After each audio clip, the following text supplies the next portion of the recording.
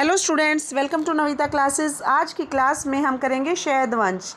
शैद वंश का कार्यकाल 1414 से 1451 रहा। इसके संस्थापक थे खिज्र खां, जिनका कार्यकाल 1414 से 1421 का था।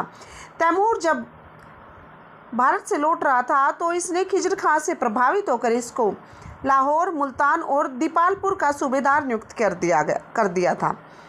खिज्र खां ने दौलत खां को पराजित किया और फिर दिल्ली का स्वतंत्र शासक बन गया। ये दिल्ली का स्वतंत्र शासक बन तो गया था, परंतु यह स्वयं को तैमूरियों का ही राज्यपाल मानता था। खिज्र खां स्वयं को पैगंबर मोहम्मद साहब का भी वंशज समझता था। इसने कभी भी सुल्तान की उपाधि ग्रहण नहीं की और ना ही अपने नाम का कभी सिक्का जारी किया। इसने जितने भी दिन दिल्ली पर शासन किया, रैयत आला की उपाधि के नाम से किया और 20 मई 1421 को इसकी मृत्यु हो गई।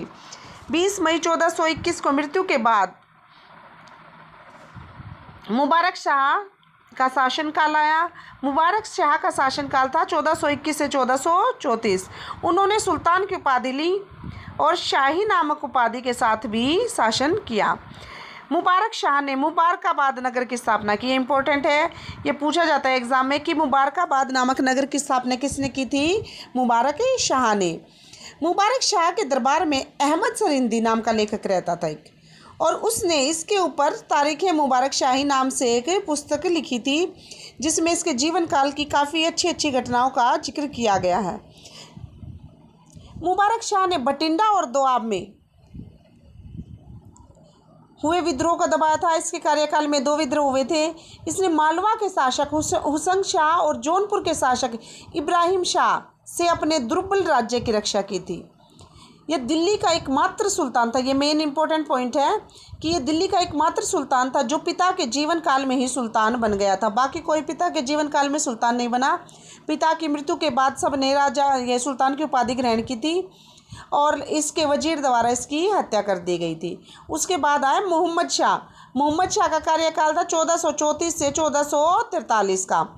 मुबारक शाह के बाद आए थे मोहम्मद शाह। मोहम्मद शाह मुबारक शाह का भतीजा था और इसका वास्तविक नाम था मोहम्मद बिन फरीद खान। इसके समय में 1440 ईस्वी में मालवा के शासक महमूद शाह खिलजी ने दिल्ली पर आक्रमण किया था। 3 दिन तक इनका युद्ध चला था, परंतु लास्ट में संधि हो गई थी और महमूद शाह इसको राज्य देकर वापस लौट गया था। मोहम्मद शाह के बाद आए अलाउद्दीन आलम शाह। अलाउद्दीन आलम शाह का कार्यकाल था 1443 से 1451। इनके कार्यकाल इंपॉर्टेंट है, ये क्वेश्चन आ सकता है। और यह है शैद वंश का अंतिम और सर्वाधिक अयोग्य शासक था।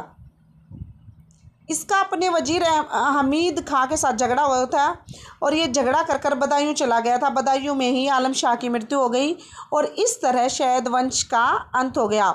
शैद वंश के बाद आता है लोधी वंश, जो हम नेक्स्ट क्लास में डिस्कस करेंगे। Thank you.